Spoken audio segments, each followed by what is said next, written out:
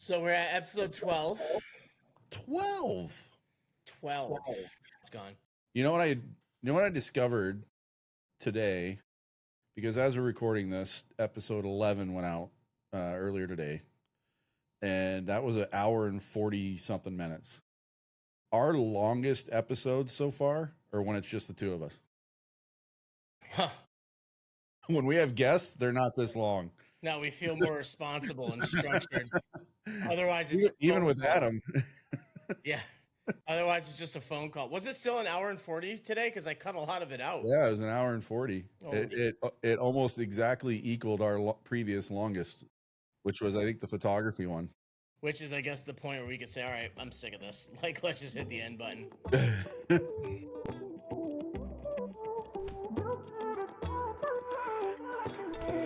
Was a cold November morning when I got scared and I left without a warning. So we have a main thing we're going to be talking about tonight. Thank you, everybody, for coming back to All Angles Podcast. Me and Cookie, we didn't want to do a reaction video, but we're going to do kind of a response video today because a review, there we go. We're going to be Siskel and Ebert. Something great happened that the original came out in 97. I know everybody knows we're talking about Happy Gilmore 2. And I'll be honest, like, just before we get into it, I loved it. I actually loved it. I mean, there's, like I said, we talked about this the other day. There's not a lot of movies I don't like, except for Napoleon Dynamite. That movie's a piece of trash. Napoleon Dynamite's great. See, that's the one I was talking about. It's like very popular opinion. And wait, I think I even said it, but anyway, I'm glad it came out. But like, you can kind of tell Sandler was like, "Hey, let's just do it and get all of our friends and families involved." But before we jump into that, it's a sports episode. Cookie and I last episode talked a little bit about players we used to deal with, and earlier I shared. You hinted at something. You didn't even tell me, you jerk. No, because I'm gonna read it to you, and I want to see if you can figure it out. I already have a guess, and I'm sad about that. We have. I think I already even know who it is, and you don't. I don't even know what the topic is. Who's your guest? Doty. No. No. Worse, but better, all at the same time. So, we talked about how sometimes we'll be in touch with former players. When we were in New Mexico, this player played with us, and he's a handful. But he was hilarious. Really narrows it down. Yeah, I know, right? This player joined you in Marquette. Okay. Did he at some point in his life join the military?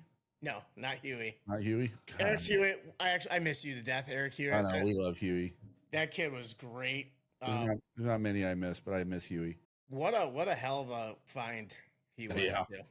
Yeah. Like we went there early and we were just doing some unofficial skates and we're like, holy crap, this is our first defense we signed. But no. So let me help you try and figure it out. So we posted the story saying the episode is out. And I get this response on Instagram to the story. I'm going to call in and say you guys pushed me into my locker and I felt a hand touch me. Let's see. Nothing? Nothing. And then I said to him back, I go, wait till we're live and then call it in. But I had to share it now because it was funny. And then I blamed Stanaway, even though this never happened, for the record. Yeah. It was Stanaway's hand, but that's the joke of it. But so then he sends this one. And I don't know if this will trigger a memory. One of my favorite stories in New Mexico is when we got those free candy canes around Christmas, and I would hide them in the rolls of my gloves and eat them at practice, and you would skate around and slash my hands to break them all into tiny pieces. This was after Christmas. This was January when we had all the leftover stuff. God, my memory must suck. This is not going well. This was none other than Scott Victor. Good old Scotty Vic. Scotty Vic. That's a name I haven't thought of in a very, very long time. All of 5'4" of them. That's on skates. Yeah, and stilts. But Scotty cracked me up. And that's when I say character. I never would have guessed Scotty. That's a name I haven't thought of in a very long time. I do remember doing that though, because I don't know, something about being on the ice. I vaguely remember, but yeah, I don't know. Yeah, the thing is something about me being on the ice, even as a coach, the moment there's a lax moment in there, I revert back to me being a pest when I played. And Scotty was hiding the candy canes in his gloves so he can eat them during practice. Yeah, I And vaguely remember that, but yeah. he wasn't the only one. Like the entire Southern Oregon crew that came over was doing it. They thought it was That hilarious. Yeah. so we really can blame Stanaway. I mean, yeah, you know, we really can't. He just wasn't the hand. But Scotty always cracked me up, and it's just funny. It's been 13 years. Like these guys are all technically adults now. Technically, they are. Like I know quite a few of them have got families. It's wild. Dude, I look at guys from the Brahmas, man. I mean, obviously we know about Lando, but you know, Curtis Court, Curtis Court's got multiple kids and been married for quite a while, actually. We're old, man. We really are. And then actually there's a couple. Lando obviously we knew because we knew Joey so well. But yeah, he's another one's married. Garrett, yeah. Garrett's a full grown adult now. But remember David Landau? Him and Troy came to us. I'm pretty sure they're both married. I'm pretty sure both kids. I just remember. I think somewhere on my Facebook, I still have the picture of Landau from El Paso. When he got his face rocked. Yeah. I still have Weitzel's picture like that, but we weren't there for that one, but we were definitely there for Lando's. We watched it. We watched Weitzel's one. We did watch Weitzel's. Yeah, that happened in Tulsa against the Tulsa Oilers in that crap rink in Tulsa. They've got a nice new facility now, but yeah, that crap rink in Tulsa. Well, that's the guy that hit him. He had the class ring on. Class ring, yeah. Imprinted on his forehead. Yeah. But yeah, the good old Dub S, buddy. Oh my God, I know. Speaking of. That was actually the big thing that drew me to that at first. I was like, wait, it's just a penalty if they fight here? Yeah. Because none of the other leagues are really doing that. No. And I was like, oh my God, that's awesome. And then honestly, great hockey, it was good hockey, and it either helped or it led to pure chaos. I'll never forget being in New Mexico and the second half of the thing we already spoke about, playing against Boulder. And Enzer was on the other team, which we had a relationship with Seth. Yeah, that was awful. And we all knew it and tried to stop it, and they're like, nope. That was horrific, man. Yeah, just let it happen, and it was scary, man. Especially because we had a relationship with Enzer, which Enzer had a good. Speaking of pro guys, Enzer had a decent pro career. I think he just stopped. That would have been this off season then, because he was playing last year. Yeah, I thought I saw something about that. Okay. Speaking of still playing, Jaromir Jagr is in training camp right now for his 38th pro season.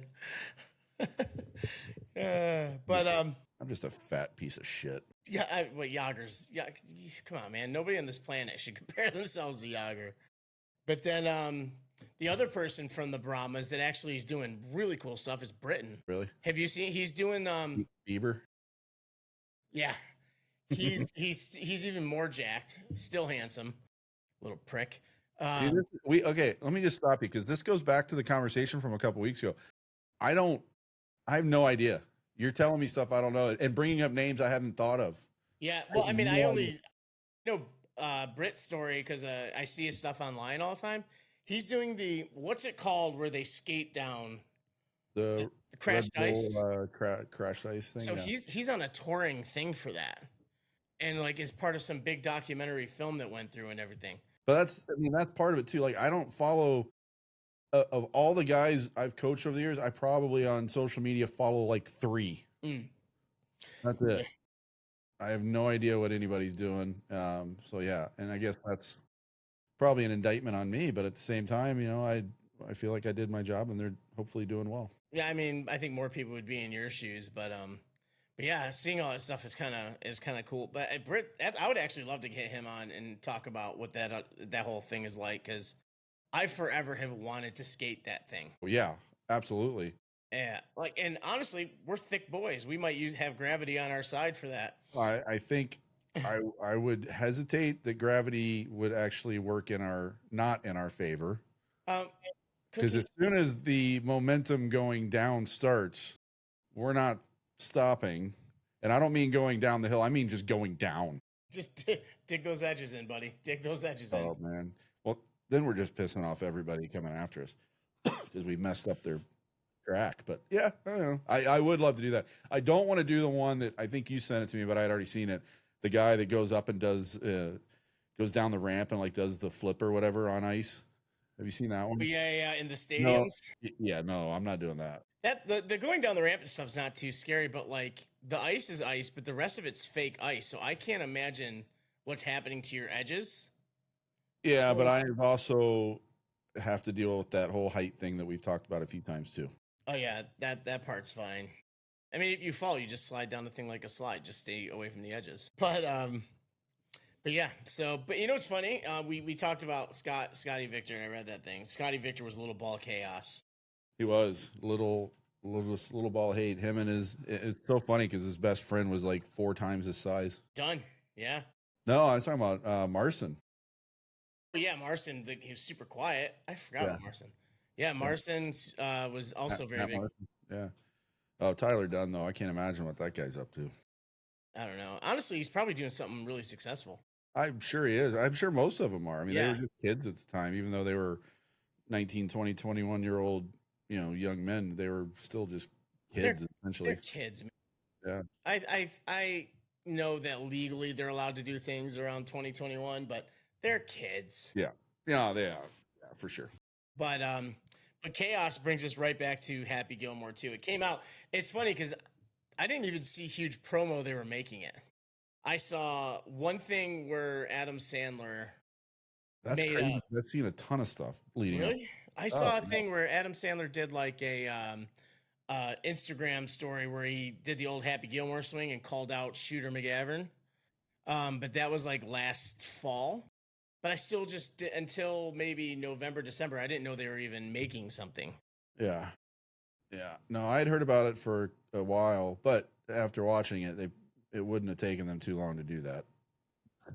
Yeah. But I mean, the big takeaways in Happy Gilmore are the amount of people from the original story they stuck with.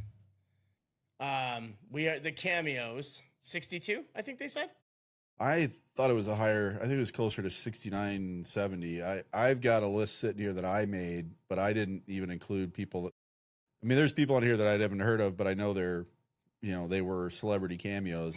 I'm fairly certain just golfers alone, there were 27, I believe. And not all of them were involved in the golf. I mean, Nelly Corda and Nancy Lopez were the doctors, 2 of the doctors in the insane asylum. Oh, see, a lot of people I didn't even recognize, obviously. Well, yeah, and you're not a golf guy, so you wouldn't have. Like, Paige Sporanic was the... They had that guy. That golf guy. That golf guy was in it. Yeah, that golf guy was in it, you jerk. Scotty Scheffler, you're jackass. He was a huge part of it, too. He was a massive part. He's one of the final 4. He went to jail. And you probably don't even know that story, why it was so funny. Because he did go to jail like a year ago. For real? Yeah, and he was going into the tournament, and he got pulled over going into a tournament in Louisville, Kentucky, and they handcuffed him and took him to jail. He was supposed to tee off. That's even better. So that's why they did that. That's exactly why they did that. He just But yeah, like Nelly Corda and Nancy Lopez, Paige Sporanic was the Dick's Sporting Goods girl. Charlie Hull, who I mentioned to you the other day, that was her putt course. Charlie Hull's one of the probably top 3 female golfers in the world. She's from England. But yeah, and then you had all the current best players in the world, the legends like Jack Nicklaus and Corey Pavin and all those guys. And John Daly, baby. John Daly. Good God. He didn't even have to act. No, he was himself. He was just being himself. Yeah. Yeah, but no, and that was just the golfers. Like I said, like Tony Finau, and there was more to it. Like Tony Finau, his caddy in the movie was his son. Yeah, There's a lot of family ties. And then my favorite part of, among the golf part of it, the golfer part of it, is the fact, and I know this, I've never met him, but I know this guy is from watching PGA, and he does some YouTube stuff with the YouTube channels I follow. But to have Will Zalatoris be Blondie, the caddy from the original, and now he's in it, was genius. Absolute genius. And it took me a second to even realize that was Zalatoris. And then once I figured it out, I was like, that is brilliant casting for that. I honestly, I think this just proves that Sandler, like, is a guy who he's got to be the most liked person to ever come out of Hollywood. And he just wants he wants everyone to be successful. He wants everyone to have a piece of the pie. And he wants everyone to be involved in stuff. The fact that he had like almost his entire family. I was going to ask, do you know, like, including Adam, how many Sandlers were in the movie? I think like 5. 6. His wife, 2 daughters, his mother, and his cousin. His mother and his cousin too. Oh my gosh, yeah. Yeah. That was his mother playing the mother of another athlete whose name I'm going to butcher, Boban Marjanovic, who was in the movie the son of the big construction guy with the nail in his head. Oh yeah. That was hilarious. And he was the guy who played him was even like a listed extra. Yeah. Well, they only because they kept doing like flashbacks. Yeah. Because I think he's passed. I think could be wrong. But then the Sandler family wasn't the only family involved as well. The Stillers, his daughter and his son were in it. Yep. His daughter was freaking hilarious in it, and his son didn't have any speaking lines. He was Will Zalatoris' caddy that got choked out by Will Zalatoris. Like, again, but I have to say, and I'm going to beat you to this, even though there's a huge list here. We'll probably get into more of it, but I mean, there's going to be a hockey connection. It's a Sandler movie. He's a former hockey player in the movie. You're going to have Chris Chelios and Sean Avery playing mobsters. Yeah, 100%. And I don't know about you, but I definitely did not recognize him until I went to the credits. I had no idea until I just looked at the thing. Yeah.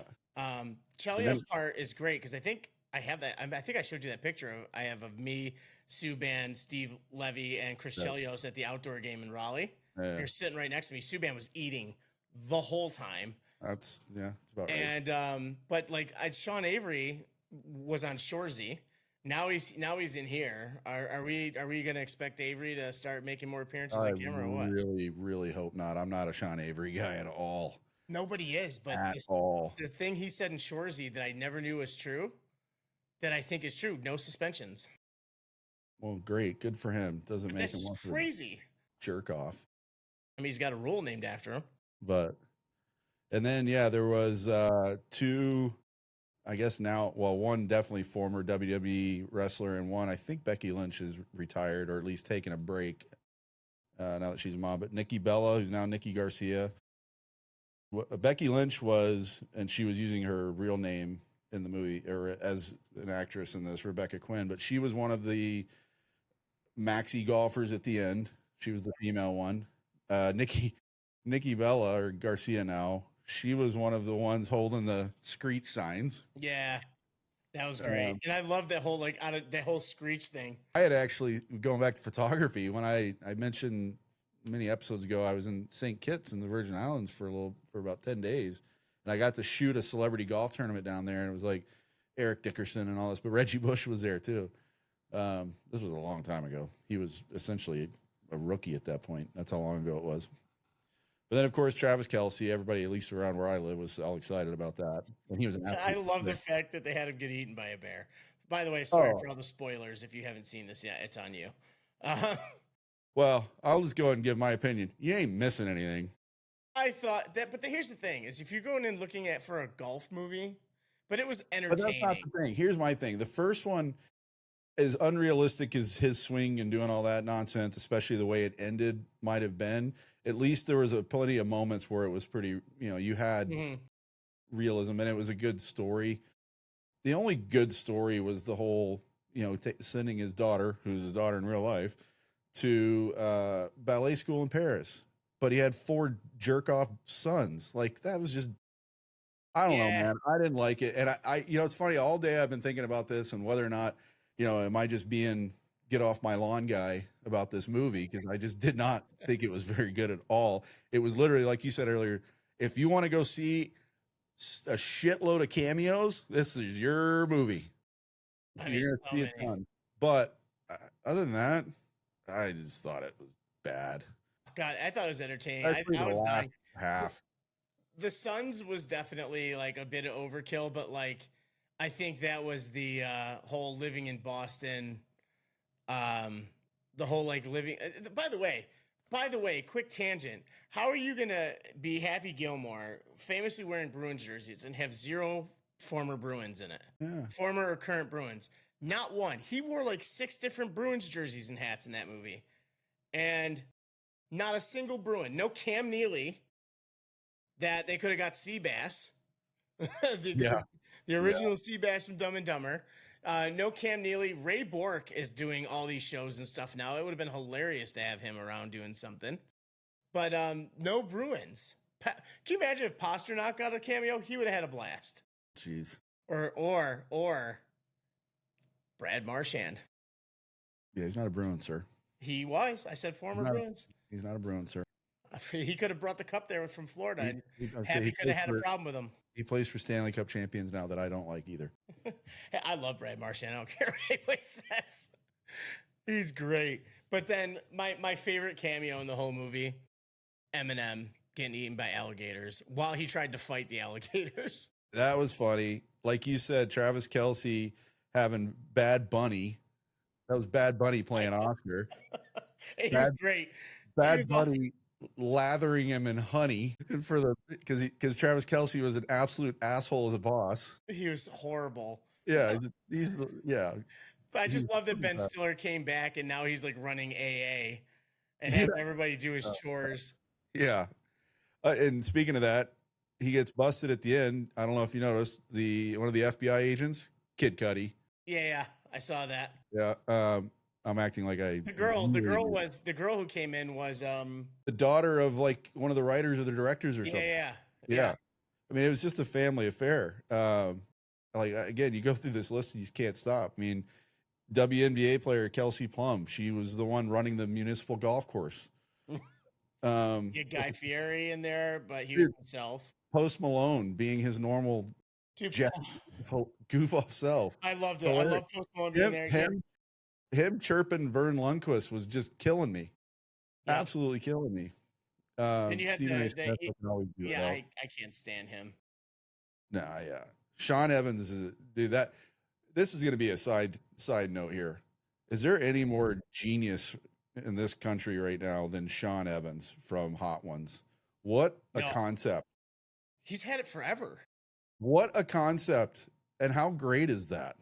But I mean, if you watch the interviews, if you were just listening, if it was just a podcast on Spotify, interviews are great. They're outstanding questions. And he catches people off guard with some of the stuff he knows. That's what I was saying. It's genius because he's found the format to get people talking like they normally wouldn't. It's so great. He gets them to be themselves by making them eat just absolute fireballs. Yeah, it's awesome. Like the guy's a genius. But yeah, okay. So let me get more detail. The early part of the movie was okay. I mean, there were good parts, and it was clearly funny. There were funny parts throughout. There's no denying that. And interrupting you, it was a big deal that he was in this, but who is this Benny Safdie? I don't know him from anything. I don't know him either, and I had the same reaction because I was going through my list, and then I went and found some other lists of people put together, and someone had put other athletes that had made cameos, and there was a name in there. It might have been his. And I'm like, I'm looking up. I'm even literally Googling the name with athlete, and it's like, no, he's just an actor. I have no idea. No clue. No freaking clue. I didn't know. I mean, I'd heard of some of the podcast people they had on there where they were showing them watching the golf. I mean, I'd heard of Bobby Lee. I hadn't heard of Andrew Santino. Well, Andrew Santino is also in the show Dave, which is Lil Dicky's show, Lil Dicky the rapper. Completely no idea. He's in that, and he does stand-up comedy as well. But him on the podcast, he is vicious and hilarious. Well, again, I've seen little clips from their podcast, and I Yeah. just didn't enjoy it. And then it is what it is podcast, because I had to look it up with Cameron and Treasure Wilson. No clue what that's about. Yeah, that I don't know. Alex Earl, the Hot Mess podcast. I've heard of it. She's obviously gorgeous, but I've never seen a snippet of that podcast. I've heard of it. Is that what's stopping us from being famous podcasters? We're not gorgeous. Speak for yourself, dude. Look at this. What are you talking about? You're right. That's my fault. I apologize. I mean, I worked hard for this. I'm gonna go sit in my ugly corner over here. Yeah, God, this man, this right here. And to keep this interruption, by the way, Julie Bowen looks amazing. I love her. And I was furious because of what happened to start the damn movie off. Well, I kind of had a similar reaction. Like, how do you kill her 2 minutes into the thing? But then thankfully she was still appearing. She was still in it. Yeah. But she's also like the fuel of the story. And the whole mental health aspect, the conversation he has with Chubbs' son at the thing about why he's angry and doing the things he does to heal, so profound. And they like snuck it in there, but it was like a real thing. Yeah. And that, I think that part of the movie won't get nearly enough credit. Because it wasn't part of the humor. Yeah, but honestly, that's something anybody, if they had watched the movie, get to that part, because that part is very good and very important. Like I said, there were moments. It really, and it's hard to say a movie of this type, because generally speaking, a movie of this type is a jump the shark moment in itself. But if there's a jump the shark within a jump the shark, it's when they played that freaking golf tournament in the last half hour or whatever it was of the movie. And that's when I nearly turned it off. First of all, Haley Joel Osment, who I think is great. I just couldn't do it, man. I couldn't do it. I just love the fact that it was him. I could not do it. Like, in what world is Haley Joel Osment a villain? Oh, 3 foot tall of him, a villain that's got his we're giving away the whole movie, and I don't give a shit. Gets something in his hip cut off so he can hit the ball 580 yards. He's freaking smaller than Jose Altuve. And he looks like a discount. You watch It's Always Sunny in Philadelphia? Rob McElhenney. I know. I mean, I know him from obviously from Welcome to Wrexham. Yeah, he looks like a discounted, shorter, chubbier version of him. If you look at the face, it's really there. I just couldn't do it, man. I could not do it.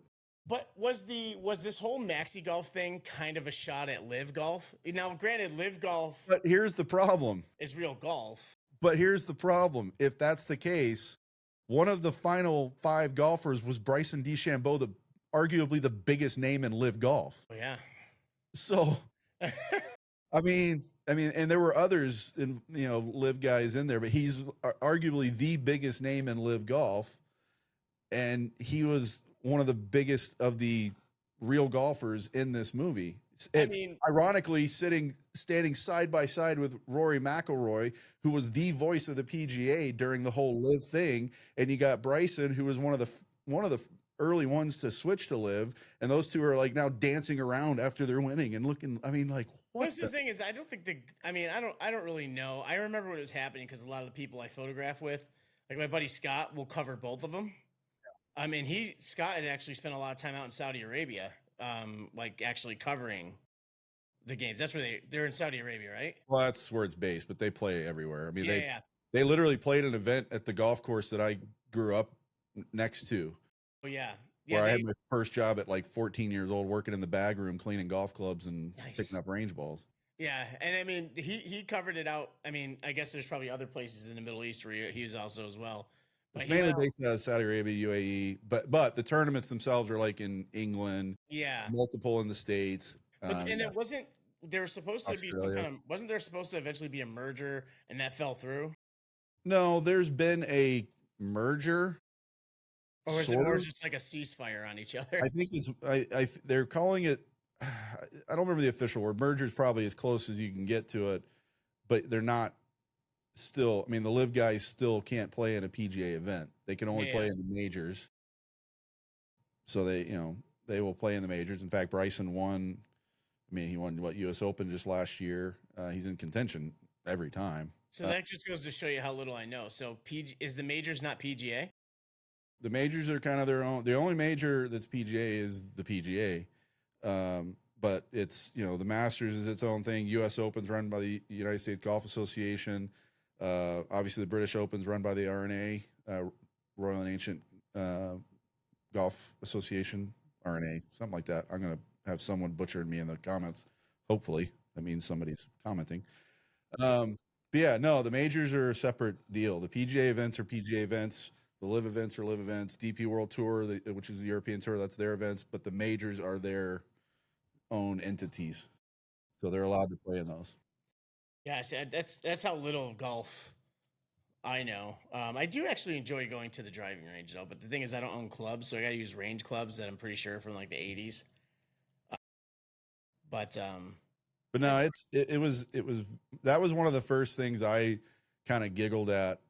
I mean, there were funny moments, but like non-movie related giggle moment was seeing Bryson and Rory. And again, I'm sure they're fine now. And Rory's defense, he was kind of thrown to the wolves as the spokesperson, and he did a phenomenal job of it, and then kind of got screwed over in the end because all of a sudden they kept throwing him out, and we're kind of digressing here, but they kept throwing him out to be the guy talking about, how the PGA is the better and the live guys can go F themselves and blah, blah, blah, and this and that. And then all of a sudden the PGA, without even conferring with him, created this agreement with live. And next thing he's going, well, what the hell's going on? Yeah. Like if you watch Full Swing on Netflix, when all that went down, he was livid. A lot of the guys were. And it wasn't so much that it happened. It was the fact that no one talked to these guys. And they have players unions and associations and all this stuff that are supposed to be part of the conversation, and they kind of left them out. But anyway. Oh yeah. I can see why that would be. Yeah. Especially after what they did to Rory. It just kept putting him, he was the face in front of the media.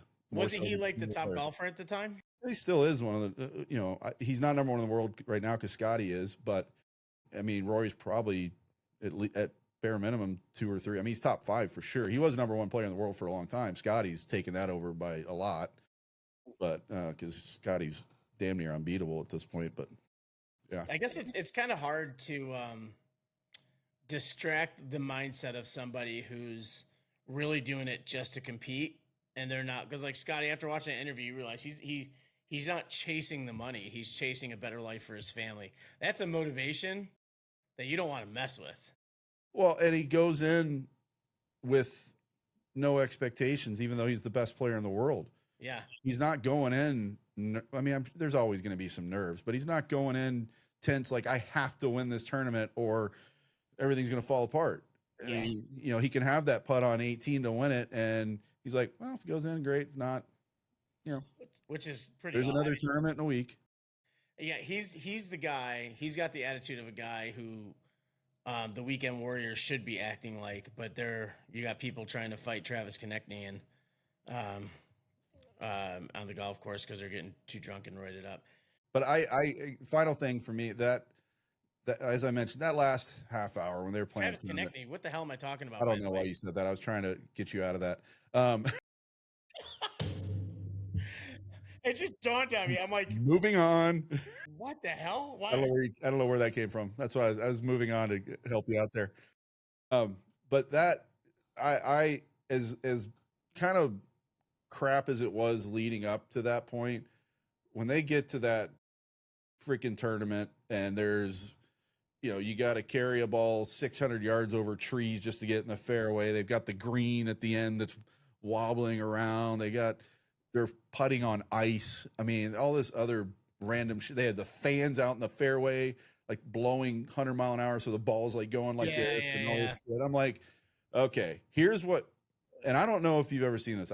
It's funny. Somehow Jeremy's name comes up all the time. I was talking to him about this because Jeremy watched the movie. He's been in Miami this past weekend with his daughter. He watched it on the way back from Miami on the plane. And so he had already seen it. So I was talking to him about it. I said, I don't know if you've ever seen it. And I don't know if you've ever seen it, John. But the best comparison I have, and it's in my mind, one of the worst movies ever made, is Caddyshack 2. Yeah. It's, yeah. Because it goes so wheels off. Yeah. So wheels off in a very similar way with this alternative form of golf that's just I did hate, and this is where I sound like the old guy. I hate things that break so far from traditional sport. Like yeah. I hate them. Like I just can't with all that kind of stuff. The reason I know I'm not the old guy in this is because that was ridiculous. But like that TGL thing, I don't know if you've watched all the indoor golf thing they're doing now. Have you seen any of that? No. Tiger and Rory actually are one of the big names that started it. It's a league now where they have this. It's this spectacular setup, this massive screen, and they're playing golf. They have this amazing green that is able to move. They, depending on what hole they're on, the green can actually move to. You got to watch it. It's bringing a lot of non-golf people in because it is an alternative. But they're getting the big names to do it. Like I said, Tiger's in it, Rory's in it. You're still playing golf. You're still playing golf into a simulator. You're hitting into a screen, but they're hitting off of real grass. If you get in a bunker, you're hitting out of the same kind of sand they have at Augusta for the Masters. You hit out of the rough if you have to. It's really cool. It's not this wheels off crap like the end of the movie or like in Caddyshack 2. Yeah. I guess it's funny because like I think.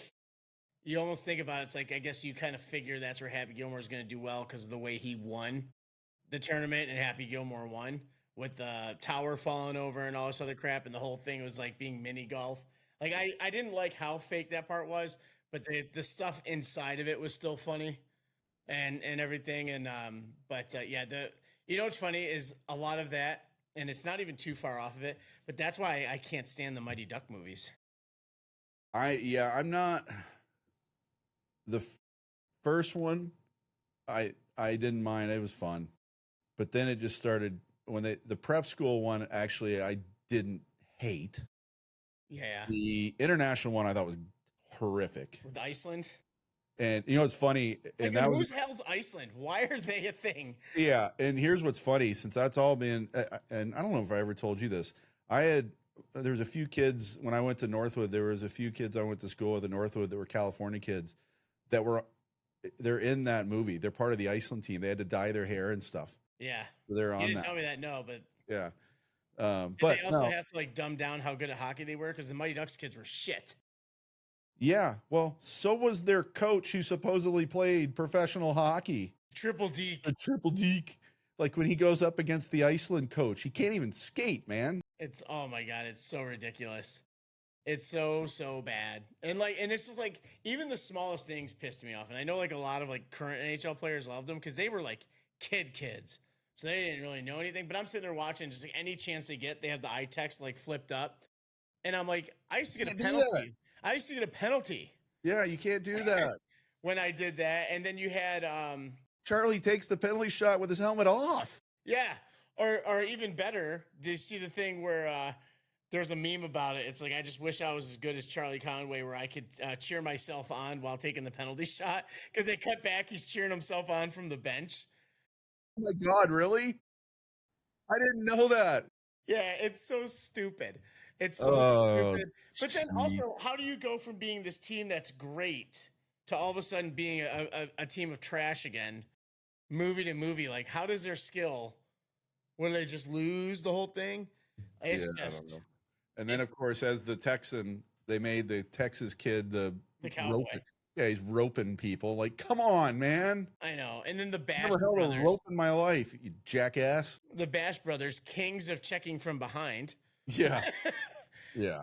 And like, I'm sorry, hockey fans, because we're shitting all over this movie, but I think you'll agree. I guarantee you, as hockey people were doing this, a baseball person's going to watch Major League or something like that and just shit on it. 100%. A football guy is going to do the same with a football. I mean, any sport or really any industry, I don't care what you're in. You watch something in your industry, you're going to find ways to just go, that's just crap. I know. Yeah, it's true. I mean, you really are too. Well, I mean, and here's where it happens. You talk about the industries. Don't ever watch like Rescue 911 with somebody who actually worked on ambulances, because they're going to sit here and tell you how they're killing everybody and it's fake and set up. But yeah, we talked about Dr. Mike the other day, and I was watching him review an episode of what is it? Not the Good Doctor. Or maybe it is. What's the one with the autistic doctor, the kid? Yeah, that is a good doctor. Yeah. Is it the Good Doctor? I haven't seen it. It looks like a show I would like. But anyway, I liked it when I saw he's it. reviewing the episode where he like saves this kid's life in an airport by, cutting him open and That's making like the first episode, I think. And he, at first, he's like, oh, yeah, he's getting all the lingo right. And then he starts shredding him because when he's putting on the plastic gloves, he's like blowing into him. He's like, oh, there's so much bacteria. And all. I'm like, oh, God, I could not watch any of this with a nurse or a doctor or anything. No, just watch them with. It's like anybody who doesn't want to watch, who's not a hockey person, doesn't want to watch a hockey movie with me. No, you know what's funny is there's very few. Miracle does it right. Youngblood is actually really good. Youngblood, to me, still the top. Youngblood still is my favorite hockey movie. It's still the top. They did a good job. Even when like they're doing the close-ups of Rob Lowe skating, you can tell he can't skate. Well, you notice he switches hands from when he's a kid player, and then he grows up and he shoots different-handed. But I mean, he's really the only one though, because Patrick Swayze looked like he could actually skate. Keanu Reeves actually played hockey. Keanu Reeves played, yeah. Which does not surprise me at all. Not in the slightest. Not in the slightest. But that's still the number one for me. And ironically, as goofy and dumb as it is, Slapshot, they did a good job. I mean, hell, Paul Newman could skate. What the hell? Who knew? You know I love Slapshot. I mean, that's my home right there, dude. So, but no, I'm with you on the Mighty Ducks thing. Like I said, I didn't hate the prep school one, maybe because I went to prep school and I could see. That was at Shattuck St. Mary's. Yeah. But the first one, it was what I just didn't like the international one at all. It was ridiculous. No, I didn't like, because like it was. I get it. Like the franchise was phenomenal for the game of hockey. Oh, 100% still is. I mean, have you watched the series at all? The what? The series on Apple TV? Even worse. So bad. How do they take something so bad and make it worse? Bad. Yeah. But what other? Oh, now, God. Oh, Mystery Alaska. I thought was. I love Mystery Alaska. Yeah, like it was middle of the pack. Like it's far fetched, but it was still pretty cool. I just like the story. I mean, the hockey was stupid at times, but I like the story. But at least it was like real hockey. Yeah. Stuff happening. It wasn't anything ridiculous. Yeah. And then, I mean, there's terrible ones. What was the one with the monkey played hockey? I don't. There's one where like, huh? I keep wanting to say Bud Ice, but that's beer. You alcoholic. Beer. But it's the same guy. Like the Air Bud was the. Oh, that was a dog. That was a dog, but this was like a monkey that played. Yeah, I know what you're talking about. I'm trying to think again. Here, look at how hockey just hijacks everything we talk about. But try not to. I swear. I know. But you know what's funny though is like we did the top baseball movies, like the hockey thing. I think we've already given that list 1,000 times. We're gonna do it. We got to bring other people to do it because we talk too much about it. Football movies would be a phenomenal list. Yeah. I kind of already have some ideas of where my top 1 or 2 would be. You know, one of my favorites, Necessary Roughness. Oh, that's greatness. I love that movie so much. University of North Texas, baby. No. Oh, I'm thinking of The Replacements, but yes, Necessary Roughness as well. But I'm thinking of The Replacements. Well, Keanu Reeves again, yeah. God, yeah, I know. That's like Kevin Costner in every sports movie. Kevin Costner does every baseball movie. But he's also in one of my favorite golf movies. Well, yeah, Tin Cup. Yep. And that was where I was going with this. So I looked up like the top golf movies of all time. I didn't know barely any of them. I'm sure you knew a bunch of them. But I got the top 4 that we both know. And I guess. I already know you. Tin Cup 1. Oh, you're guessing my order? Well, no, I thought you had an order like that you found. No? Oh, no. I have an order I created. Oh, okay. Let me hear it. 4 of them. Let me hear it. So my favorites. Okay. In this order, number 4 is Bagger Vance.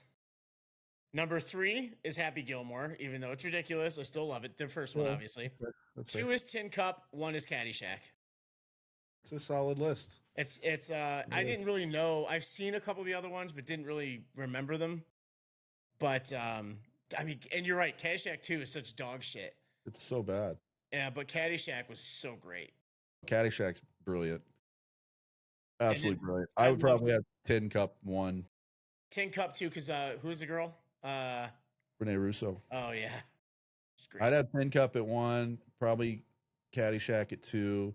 And then I'd probably go with you on 3 and 4. I really did like Bagger Vance, as kind of goofy as it wasn't intentionally goofy. It just kind of got that way a little bit. Yeah. But it was still an interesting story. And is it a true story? no, I didn't think so. no. I couldn't remember if it was. But I mean, they tried to make it into a true story. Now there might be snippets of truth in that. Mm-hmm. Only because, I mean, they were using real famous, golfers. Those were the two he was going against are legendary golfers. That was what, in the 40s? Easily, because Bobby Jones and what's his name, Walter Hagen. Yeah, Bobby Jones and Walter Hagen were the other two, and those are like legitimate, famous golfers. Bobby Jones in particular, he's arguably the best that's ever done it, prior to Nicholas, then Tiger, and now I guess Scotty. But so is Scotty that good? Scotty is that good. So he's going to be in the conversation, like he should be on the cover of Tiger Woods Golf, which is an ironic. Well, no, because he's not. I mean, as that press conference showed, he's not charismatic. He doesn't want all that. That's true. That is true. But just from a pure record standpoint and wins, and at this point in his career, Tiger still had, more overall wins, more majors. Tiger was something special. Yeah, and he had a year in whatever year that was, that gets talked about all the time, and it's escaping me right now, where he just was literally unbeatable, and like he won the U.S. Open that year by like 14 strokes, like that's unheard of at Pebble Beach. For a non-golf guy, I know that's obscene. That's beyond obscene. Like, yeah, what are you doing? I mean, Scotty Scheffler winning the British Open a couple weeks ago by 4 strokes was impressive. Tiger won the U.S. Open by 14, and he's playing against guys in their prime, Phil Mickelson and all those guys in their prime, and he just absolutely beat the brakes. Like Vijay Singh was killing it then, and it was around then. David Duval. I mean, all the big names you can think of from that era were all kind of in their prime at that point, and he just made them look like amateurs. Do you want to know why I know these names at all? Tiger Woods Golf. If being in New Mexico, you playing that damn game. Damn right. That and MLB. MLB, baby. I'd wake up and you were already like 6 games in. Man. This is way off topic, but I don't know why it jumped in my head today. Your local team there beat the absolute bejesus out of the number 1 team in baseball today. Talking about the Nationals? No, Baltimore. Baltimore. Baltimore spanked Toronto today, 16-4. Or 14 to something. Yeah. Which is funny because Baltimore is not very good this year. No, and Toronto is. Toronto. We got way off topic with that, but I just came into my head while we were talking about it. It's sports day. It is sports day. Let our concussions shine. I really wanted to play this song, but I'm not going to. But you know what though? We're talking about the movies. You and I, let's start compiling our list. People in the comments that might see this, I want you guys to start sending in lists. Maybe we'll put some up during the show. But it's almost football season. And this is like the only time of year I get excited about football. And I don't know why. Because like once September hits, I don't give a shit anymore. But like, I guess, my favorite things about football are it being dead hot. But like when you watch a game on TV, like especially if it's sunny, suddenly it feels like fall. Because it's such a fall sport. So you'll start watching like college football games and stuff like that, or like not so much preseason in the NFL, but once you start watching those college games kicking off, sure, you start really feeling that fall. And then like anybody who's been to major Division I college football games before, like you can see a college football game and you picture the atmosphere beforehand and everything around it, and there's nothing like it. Oh, it's so fun. Like I've been to Florida State, USF, UCF, but that's when they were playing at the Citrus Bowl still. I've been to West Virginia, covering games there, North Carolina, Duke is NC State games, and then who am I forgetting?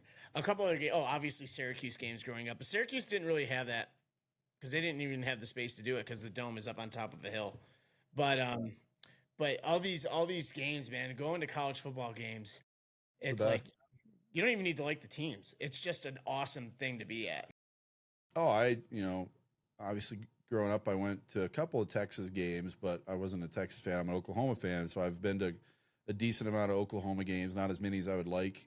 Iowa State games were a blast. Probably another reason why I didn't last very long there because I had way too much fun at those games, especially pre and post. I love what Iowa does during the game where they wave to the Children's Hospital. That's the Hawkeyes, not the Cyclones. That's why I said Iowa. I didn't say Iowa State. I know, but I was talking about Iowa State, you jerk. No one cares about Iowa State, Cookie. I agree.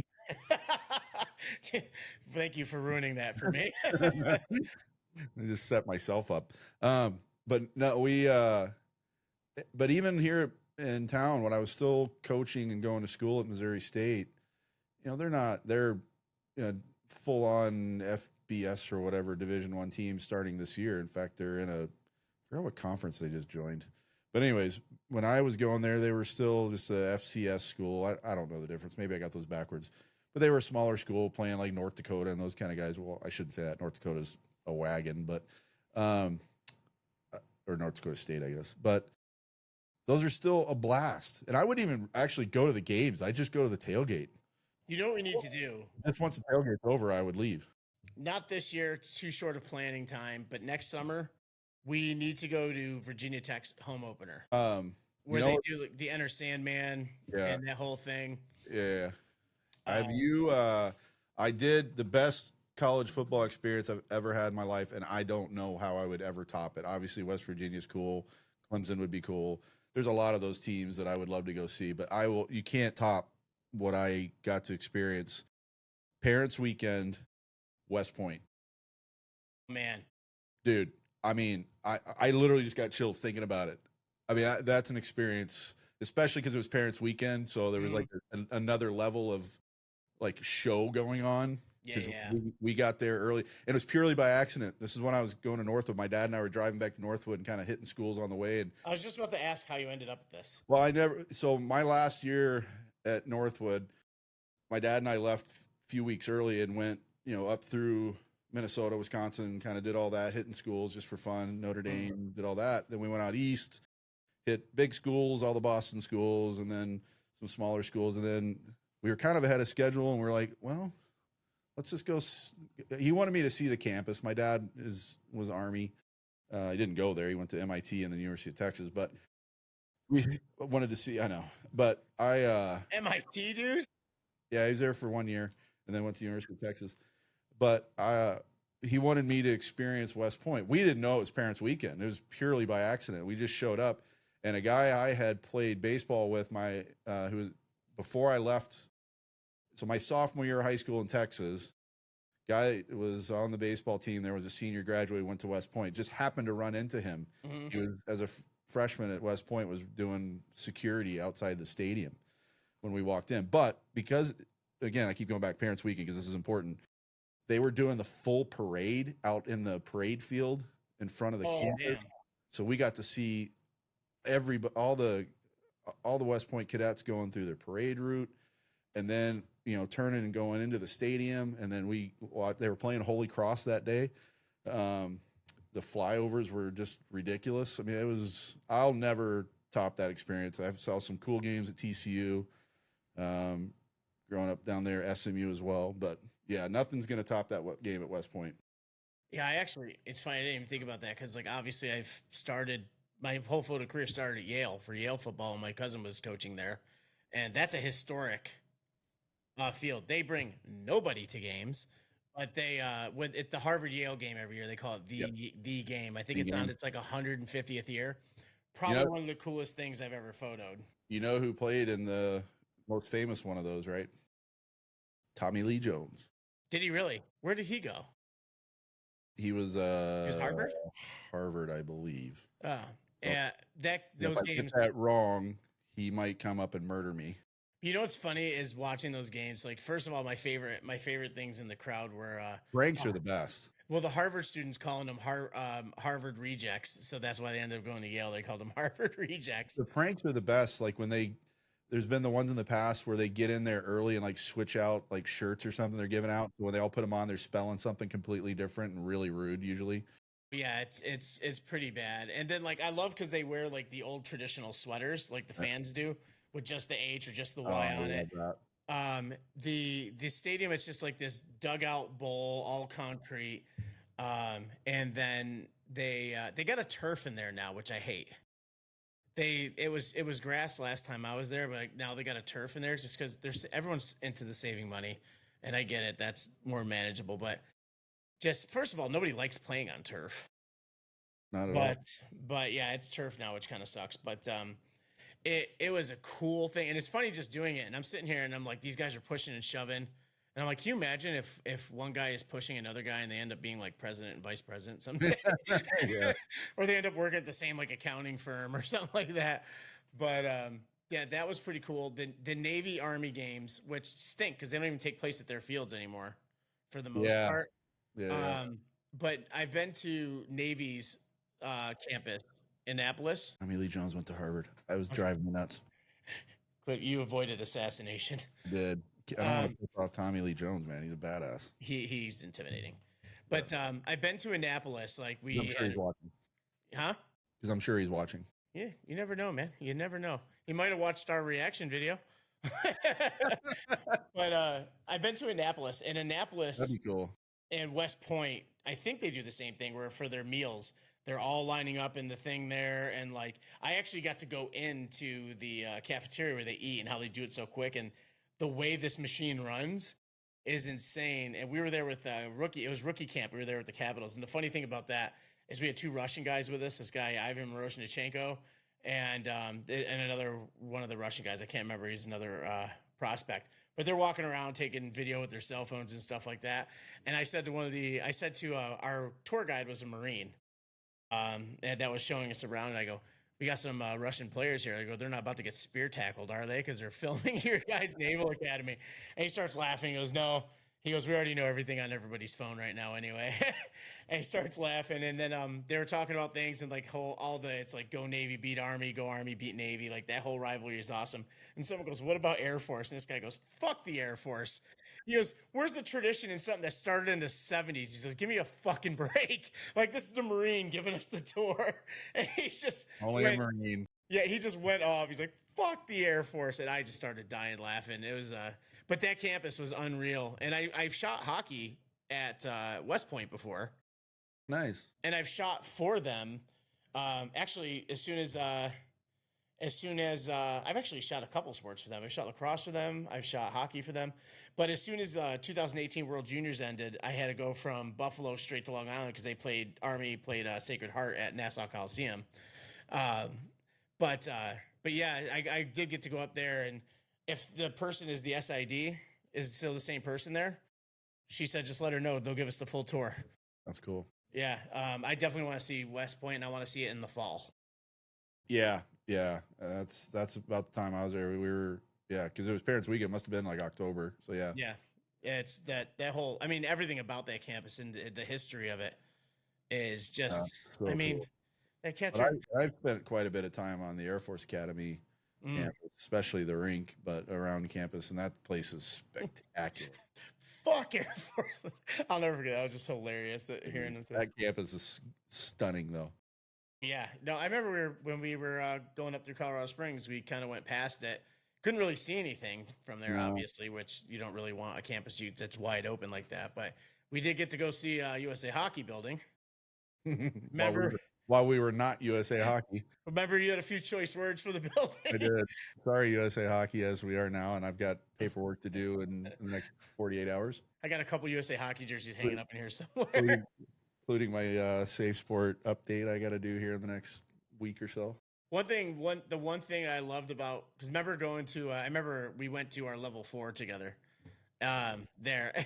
I remember the whole time we're like, are you gonna try and sell us this damn skating treadmill the whole damn time? In the like stick handling balls and it was a sales pitch the whole time. Yeah, that was at the Euless rink or the Farmers Branch rink or whatever. Yeah, it was Euless. And then here's my favorite. My other favorite part about that is like they made us put up these practice plans. Remember? And so we did these practice plans. We started seeing everybody else's drills, and I'm like, Cookie, we did way too much. Yeah, Like, we had all these really good drills. Yeah, yeah. Ironic part is when I did my level 5, I might have already talked. No, I was telling Kevin Klein about this the other day. So the level 5, the last thing you used to always have to do after the seminars were over, you had a few months to do a thesis. You had to actually write a thesis and submit that. When I did mine, they changed it, and it was writing a season plan, including practice plans and things like that, and goals for like preseason, mid-season, and going into the playoffs. Problem is, we had to have them submitted in December. I think that was right. So I had to like turn mine into half a season plan and do it. But I mean, we're talking, I mean, it was a stack like this that we literally, it was one of those things, and they're old school about this too. And this was literally just 7 years ago, 7 years ago. No, I guess it was 8 years ago.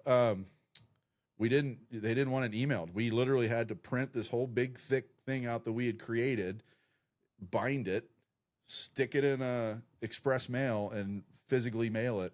They wanted the physical version of it. So USA Hockey, why do you hate trees? Yeah, exactly. Because they're in Colorado and they got plenty of them. Yeah.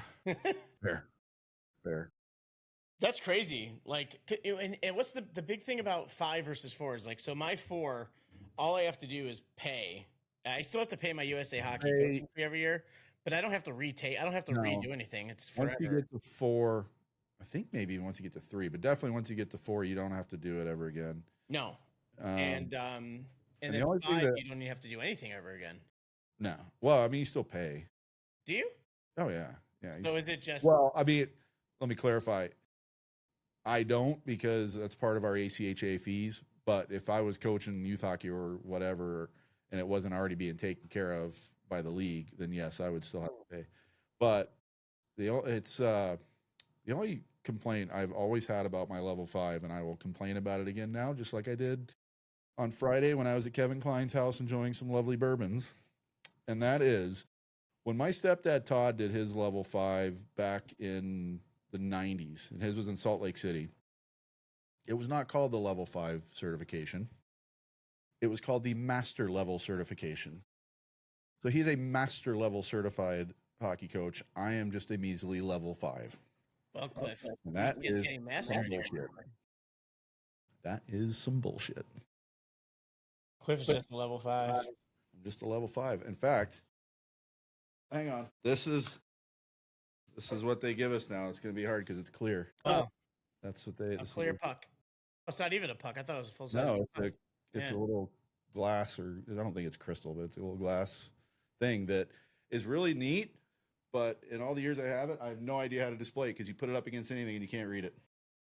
Like you put it up in like a picture frame with a black background. I mean, yeah, it's the best I got. That's why it's leaning up against all these pucks over here. But yeah. If you put in a picture frame with like a black background, like one that you would put a hockey puck in. Yeah, that's the only thing you can really do. Yeah, it's dumb. Just give us a certificate and be done with it. I don't even think we got anything for 4. No, we just got sold a bunch of stuff that we didn't want to buy. You actually said it out loud. Do you remember this? We're sitting there. You said it out loud. You're like, how many things are you trying to sell us? Yeah, it was stupid. We weren't learning anything. Not that I really expected we would, and I didn't want to be that guy being all arrogant that, we already know everything. I wanted to learn. We've talked about this before. I want to learn. I'm constantly wanting to learn. And all you're doing is selling me DVDs and puck handling balls. Level 4 was geared towards people who are coaching squirts. So stupid. Like, honestly, I think that's the highest level they got is guys coaching squirts and everybody who needed to get their level 4. Because remember, I didn't even take 1 through 3. They because of my playing experience, they bumped me. Yeah, they grandfather you in. I never took 1 through 3 either. Yeah, and then they're just like, okay, just go and take your level 4, and that was that. And so, but it's I got so lucky with my 5 though. Like the timing was perfect because my boss at the time, even though they turned out to be not so great, but they paid for it. They sent me to do it, and it just happened to be the year it was in Lake Placid. I didn't know it was in Lake Placid. That's why I said it was 8, 8 years ago. It was my first. It was prior to my first. It was the summer prior to my first year in Montana. I'd already taken the Montana job. I already moved there. In fact, I flew from Montana to Placid, and that was a whole other nightmare. I had people give me so much crap coming back. I was delayed getting there. The flights were a joke. But did you go, was it in the summer? Yeah. I was gonna say because you Yeah, know it was in August. Yeah. okay, yeah, because they don't use Placid doesn't use the airport in the winter. July. No, I don't fly into Placid anyways. I never have. Oh, that's what I thought you meant. No. Albany? Here's what happened. You'll love this side story. So I usually fly into Albany and then go. Well, I got stuck in Philly. Is that right? Yeah. I got stuck in Philly. There was so many issues, and I finally gave up and I rented a car. The thing had already started. The opening service had already not church. Ceremony had already started, and I only at the time I didn't realize I knew some other people that were there, but one of the actual USA Hockey guys that was part of it I knew, and I was able to reach out to him, and I'm like, I'm gonna be late. Don't let him give my seat up. Don't let him give up any goodies you've got for me. I definitely want to be there because opening night was like the reception. You get to go, they had taken on the 80 rink, they had put about half of the ice was still in, but they had covered half of it. So we could, they had, high top tables set up in a bar. So we're like, the reception's on the ice. That's pretty awesome. And, but I drove from Philly to Lake Placid straight through just to get there. It was nuts. That's about 6 hours, right? Yeah, it was a beautiful drive, but I was stressed the F out, man. But I get there and it's really cool. So I end up down, I got there kind of about halfway through the thing, and then through the speakers, and then we went to the rink for the reception, free booze, all that kind of stuff. And I quickly run into Granado and Richter, and Granado was so happy. He and I had never met. I had met Richter. He didn't know who I was. I'd met when I went to Northwood. For those watching, they both went to Northwood. I introduced myself to Tony. I said, by the way, Northwood class of 95. He goes, oh, thank God. I'm like, what? He goes, I was really hoping there were going to be some other Northwood people here. That's awesome. And he and I just kind of were wandering around together the rest of the night because he just wanted to hang out with Northwood people. And then we ran into Richter. Tony wouldn't, even 8 years later, probably still wouldn't know who I am. But that night he knew who I was. Hey, man, that's still pretty awesome, though. It was fun, man. Yeah, he was so happy to find another Northwood guy. And it turned out there was a couple of us there. I found out later, but yeah. That's pretty awesome. That's man, what a place. Like, it's ironic to have a place where you're doing your USA Hockey Level 5 cert in a place that's responsible for there being USA Hockey as an organization. It was so cool. They did the speakers at Level 5s are always amazing. Not just the speakers just to talk, but the ones actually doing the classrooms. It was Blashill. It was, Cooper was there giving a talk. I don't remember. I have all those notes somewhere. I think it's in the closet behind my camera here. But then they did have a 1980 Olympic roundtable. So they had like 6 or 7 of the guys up on the stage, just all sitting around telling stories. And it was like, oh. Yeah. Man. Well, I told you about being in the Capitol building, and they kept saying the MOI guys are coming. I'm like, what the hell is MOI? Yeah, American. And all of a sudden, a Ruzioni, God, now I can't remember. It was a Ruzioni, McClanahan, Coda, which is hilarious to us. I can't remember the other one that was there, but just these 4 guys walk in. I'm like, miracle. I go, MOI. I'm like, so we're in the middle of this conference room where it's all these big time politicians in there. And it's all from Florida because the Panthers won in the Cup the year before. They were all there to get their picture with the Stanley Cup from all the Florida delegates that were there. And they just kept saying, yeah, the MOI guys will be here soon. I'm like, all right, cool. I'm like, oh, what that is. I thought it was a government thing or something. And then they all walk in. So Ruzioni's standing there right across from me. I go, MOI. Like, it clicked and I couldn't even. And he starts laughing. He goes, what was that? I'm like, they kept saying MOI. I had no idea what the hell it meant. And he's like, oh, you're not a hockey guy? I'm like, this is the worst moment of my life right now. And then I had to tell him, I was like, yeah. And I told him what I did. And I think I told you a story. And I think I even might have said it in an episode where Ruzioni looks at me and goes, tell TJ Oshie I said hi. And I'm like, who on earth 10 years ago would have said, hey, this is a conversation you're going to have? Like, what an insane What an insane thing. But yeah, those guys were all, I mean, signing everything. The House Whip actually has and his office is covered in 1980 Olympic stuff. Um, and it was pretty cool having them there. And then they all went up to some other guys' offices and were just telling stories about that year. And I'm just like, this is crazy. Like I've seen these guys tell these story in interviews 1,000 times, and like like there's one point where I'm surprised I didn't reach out and like actually try and like touch like a Ruzioni's shoulder, like you're real.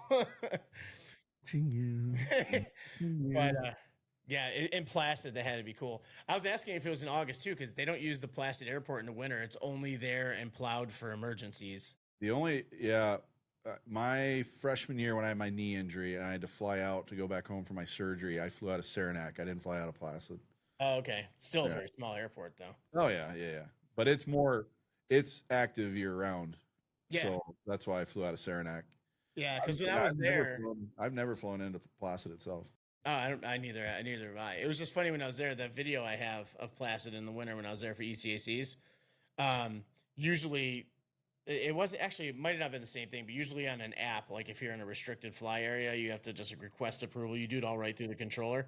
At Placid, it didn't even show up, but I was at the airport, so I just walked into the little building, and I asked them, I'm like, "Can I fly my drone here?" And they're like, because I go, I haven't seen any planes in a while. I didn't know it wasn't active. They're like, oh yeah, we don't use it unless it's emergency. I go, they're like, so just be careful. And I'm like, well, how will I know if there's a plane coming in for an emergency entry? He goes, oh, we buzz this horn. He goes, you won't be able to miss it. Well, yeah, they kind of have to because all the soccer fields and everything else that's over there. Yeah, and The so I was like, equestrian center. yeah, well, I mean, and that's also the big field where the Olympic flame is.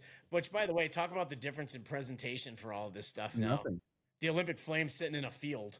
Yeah, and it's nothing. I mean, at the time, I'm sure it was spectacular, but now we look at it and go, it's nothing. Now it's commercial. It's commercial bull. But yeah, it was. I have pretty funny. overcome my fear of heights and been at the top of the ski jumps, though. Yeah. That's nuts. And I will say this, and I said this at the time. The jump itself, surprisingly, wasn't what I had the biggest issue with. It was the landing hill, because the landing hill is literally like vertical. It's yeah, but more the vertical way than the jump goes, they're not that high above it. No, they're only like 10 feet off the ground, 12 feet Yeah. off the ground, whatever it is. But that landing thing is like almost completely vertical. It's freaking nuts. You ever seen them do this stuff in the summer where they have that that fake yeah. stuff down they can still do? And Well, that year that I went, because I didn't just go for the clinic. I stayed a few extra days to see some friends and drive around, just see the area. And they were doing training, and then there was kind of a competition. It really was. It was more training, but they were trying to get a competition feel for the athletes, and they were doing the aerials into the pool. Yeah, that's really cool. So cool. Yeah, that's awesome. Cool. Yeah, that was I remember seeing that before when I was up there. You know what I've actually never seen, or at least I don't remember seeing. I never actually seen the bobsled. I've done the luge. Have you? Yeah, because every year we do a winter carnival at Northwood, and it's like you get put into teams. I think they even just do it by class now, but it used to not just be by class. You get put into teams, and it's like a weekend of events, and some of it's just real cheesy, building snowman and who wins. But then there's like toboggan run, who goes the furthest, luge, all this stuff, man. It's fun. That's actually pretty cool. Yeah, I don't remember ever actually seeing it. I've skied at Whiteface a ton of times growing up too.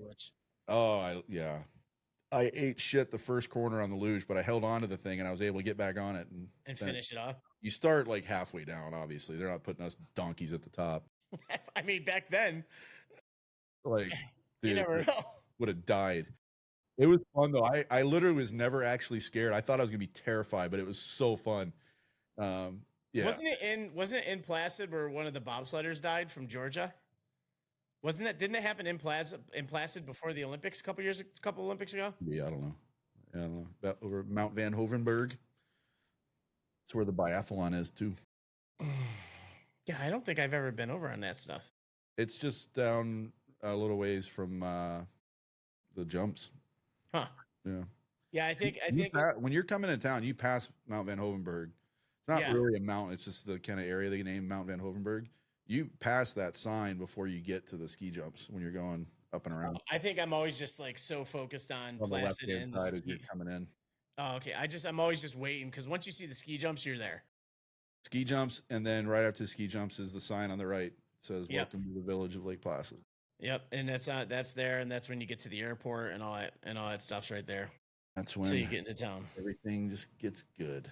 That's when the noise goes away. That's when It's funny. It's one of those things where like I can't sit here and like even bust your balls about that if I wanted to, because I've made that drive so many times. I mean, went to college just north of there and just like grew up going skiing at Whiteface, like, and then getting to play hockey there. You're a kid, and I think we had like a PB tournament there, and I'm like, we're playing where? And I still have this feeling whenever I go back, and I tell people all the time, even as a young kid that I knew what had happened there, but it didn't really kind of click. As a 15, 16-year-old, I knew it was like, yeah, we won the Olympics. Yay, we beat the Russians. But I didn't really register what that meant. Too young and dumb, man. But even still, if anybody watching this ever gets a chance and you haven't been to Placid, you get to go. When you go to the rink, you don't really have this option, the negative option I'm going to mention. So you're doing well already. Don't go in from the bottom as if you're a player just going to the locker rooms. You have to go in from the top. So if you can get up to the top and you go through those doors that open up and you're looking at the arena, you will have, I mean, again, like earlier, I've got them again. Something special happened in there without even realizing what it potentially was. It's just, the place has an aura to it. Two things. Have you been back there since they switched the scoreboard out? No. I had to think about when they did that and when I was back there last. It's kind of recent. It is recent. No, I haven't been back. You know what else they did there? Huh. This is the number 2, because they can convert it now between NHL size and Olympic size. No, I did not know that. Yeah, they've got movable boards now. Oh, no kidding. Yeah, so they can shrink it. So when the ECACs go there now, it's not Olympic size anymore. They shrink it. Dude, the ECACs on an Olympic sheet was wild. So fun. That was one of the best things about going to school at Northwood, because we got to go every year for free. We'd just go and watch every game. It was awesome there. No, the second thing was you said, for anybody listening, I forgot we're doing the podcast. That's perfect. That's perfect. Just sitting here talking about like Placid on our John, what was this episode about? Happy Gilmore. Happy Gilmore too. Actually, hold on. Hold on, we haven't talked about Happy Gilmore in 45 minutes. He left. Oh my God, he left. He better keep this in too. His office is much cleaner than mine. Or I guess that's his living room. What a jerk. Happy Gilmore, baby. Oh my God, that was so perfect. I'm like, it sounded like crickets, and I realized what you just did, you dickhead. I was late doing it. So, here's the funny thing. This is the first time I've put on a hockey jersey in years. I have a question that pertains to the movie and you wearing that jersey. You ever notice his jersey has no shoulder logos? Yeah, everything he's got. It's just the front. Just the chest thing, yeah. Just a chest logo. Yeah. No shoulder logos. I have like 4. I have my Neely jersey. I got a Bork jersey. I got Hey, Washington Capitals, are you watching? I have my Neely jersey and my Bork jersey. Sergey already knows I was a Bruins fan. I said I was a Bruins fan, and my loyalty was for sale. Mr. Ovechkin, sir. Hey, man, Alex Ovechkin is close friends with Zdeno Chara, which is a Boston Bruins legend. So, but Chara doesn't work for the Washington Capitals. You know what, Cookie? God damn it! And we got to see the hair. I need to start brushing my hair again, man. I don't know. I've just been lazy. So I haven't trying to find new hats to wear on this thing. I found this one yesterday. I just love this, like Johnny Chavo, man. It's my favorite. I found an old picture of you from like many, many, many years ago, and you're wearing that same hat. I had this hat in 2017, so pretty much every picture since then, I'm probably wearing this hat. But yeah, it's that was the first time right there. That's the first time I've put on a hockey jersey. I'm not kidding you. It's been years. I don't even own a Capitals jersey. They never gave me one. Not really feeling the love, Caps. I meant you guys are great. I'm talking about John. John's not really showing the love. I love it where I am. He goes and puts a Bruins jersey on and then says he doesn't even own a Caps jersey. I mean, that's just rude. I'm trying not to fanboy. What it is, I'm sitting there documenting. On your social media, you do plenty of fanboying. I do. Well, yeah. I'm fanboying my own amazing photography is what I'm doing. But yeah, I haven't put on a jersey in years. Well, I mean, just like that. I mean, when I was playing some beer leagues, I obviously put one on. I had this one on.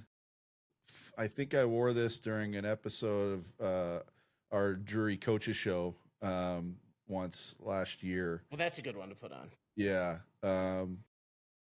Which we're recording our first coaches show of the season in 2 days. I saw that. I said, now you're like, you got the shit down pat. What do you mean?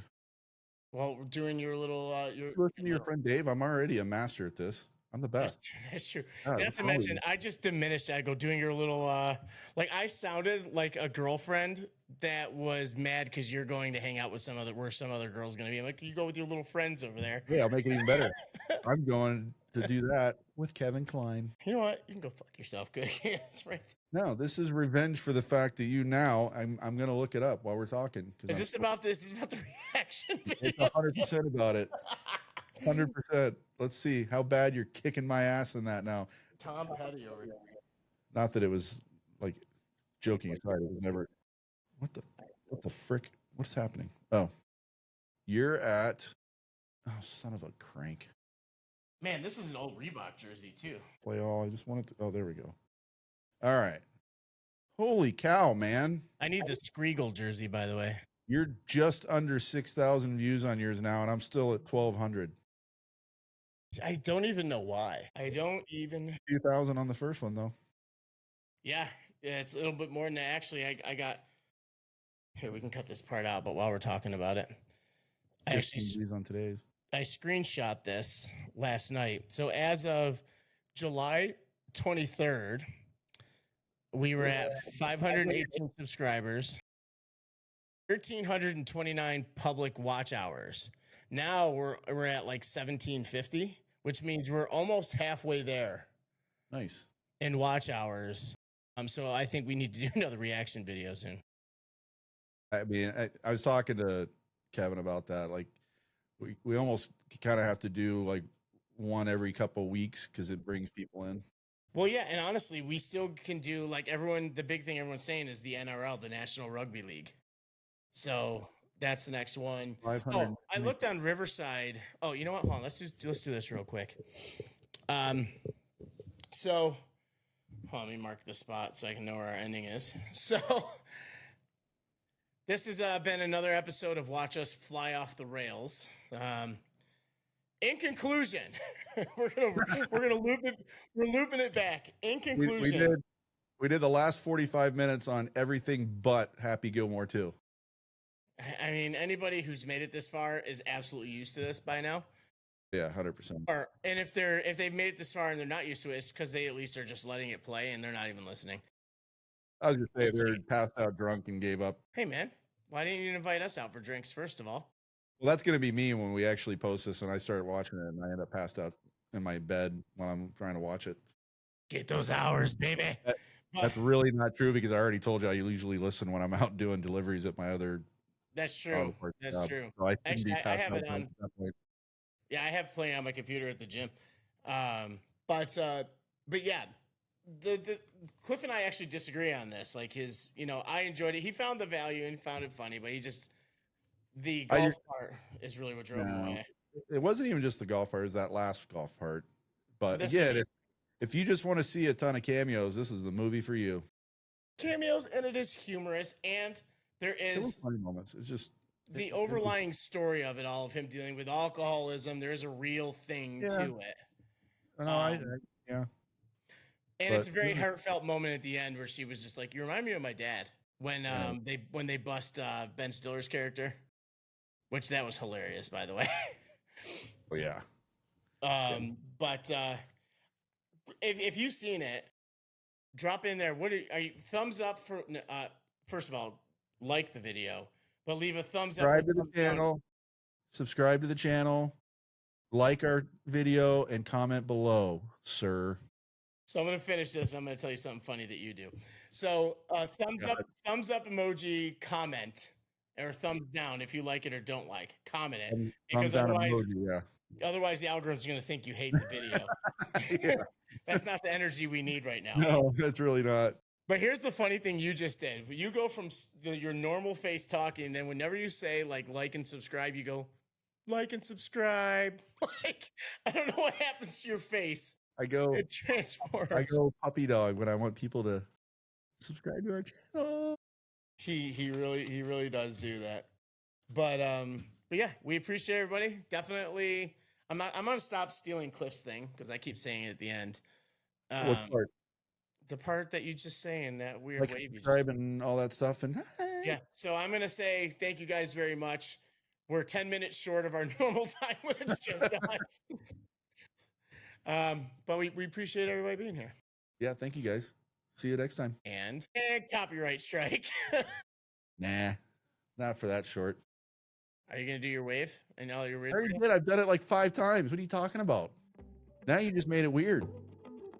It was never weird.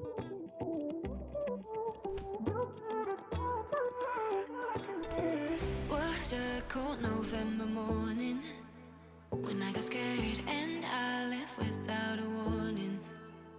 I'm so freaking sorry that I didn't stay. Didn't mean to run and throw it all away.